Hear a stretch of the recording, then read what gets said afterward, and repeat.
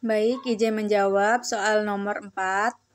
Dalam poin A, apa yang dimaksud dengan landasan psikologis dalam pengembangan kurikulum? Dalam pengembangan kurikulum, landasan psikologis melandasi pendidikan dengan melibatkan pemahaman tentang karakteristik dan perkembangan peserta didiknya dalam belajar mengajar.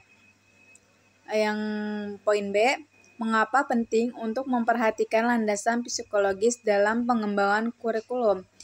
Dalam mengembangkan kurikulum, penting untuk memperhatikan landasan psikologis agar sistem pengajaran dapat berjalan dengan semestinya.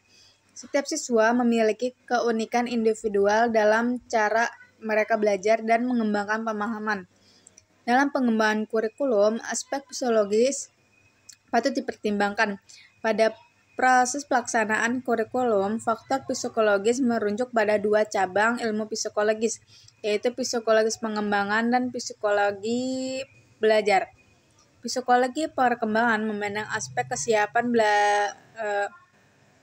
Psikologis perkembangan memandang aspek kesiapan peserta didik dalam proses pelaksanaan kurikulum, dan psikologis belajar yang mengkaji bagaimana seseorang melakukan kegiatan belajar, cara dia menerima suatu rangsang atau informasi sehingga terjadi suatu proses belajar.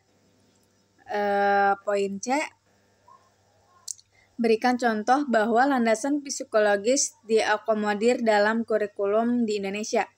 Salah satu contoh di mana landasan psikologis diakomodir dalam kurikulum di Indonesia adalah pendekatan pembelajaran yang berpusat pada siswa, yaitu kurikulum 13 yang menekankan pada pendekatan berbasis kompetensi dan mengakui pentingnya memahami karakteristik siswa dalam pembelajaran. Kurikulum ini mendorong guru untuk memahami kebutuhan, minat, dan gaya belajar siswa mereka sehingga mereka dapat merancang strategi pembelajaran yang sesuai dan memfasilitasi pemahaman siswa yang lebih baik.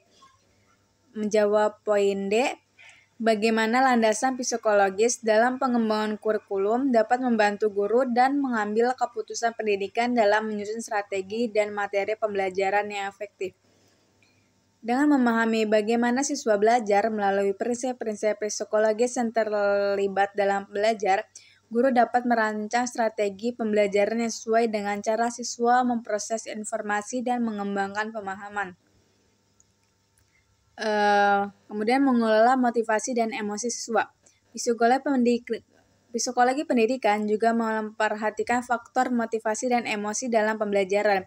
Dalam menyusun strategi pembelajaran, landasan psikologi membantu guru dalam memotivasi siswa, menciptakan lingkungan pembelajaran yang positif, dan mengolah emosi siswa agar dapat mendukung proses belajar yang efektif.